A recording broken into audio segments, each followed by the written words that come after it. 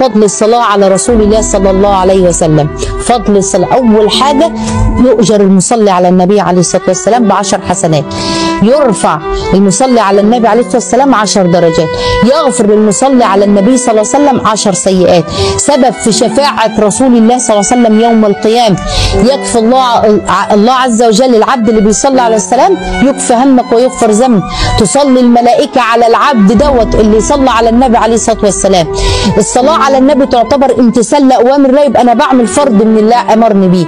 تامن حاجة سبب استجابة الدعاء، لو ختمت بيها واستفتحت بيها الدعاء ما بين الاستفتاح والختم مستجاب. تاسع حاجة انك بتنقذ نفسك من صفة البخل. البخيل من ذكرت عنه ولم يصلي عليه، فلما نصلي على الرسول صلى الله عليه وسلم يبقى انا ما عنديش بخل. سبب من اسباب طرح البركة الصلاة على النبي عليه السلام، سبب لتثبيت القدم العبد على الصراط يوم القيامة كثرة الصلاة على النبي صلى الله عليه وسلم، التقرب الى الله عز وجل.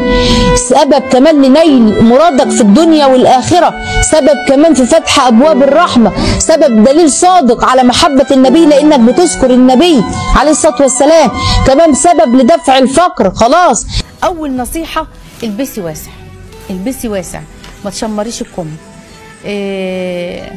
ما تبينيش حتة من شعرك، الحتة بتاعت شعرك دي ما تبينهاش.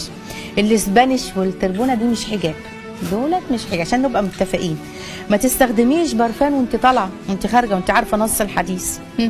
ما تلبسيش سكيني ينوبك ثواب، عشان خاطر بلاش تلبسي سكين، ملوش اي علاقه بالحجاب. الناس اللي بتبقى كده وزعلانين بيبقوا لابسين السكين والضيق والتيشيرت جوه البتاع والشميز مربوط ايه يا بنتي في ايه يا بنتي؟ ايه ده؟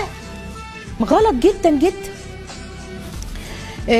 ما تشمريش الكم، ما تشمريش الكم، ما تشمريش الكم، خلينا بس متفقين. طولي الطرحه، المكياج لا طبيعتك كده حلو، طبيعتك كده وانت طالعه جميل، واللي يشوفك يشوفك ويحبك، واللي تحبك صاحبتك، لكن حد من بره يحب يخش على البيت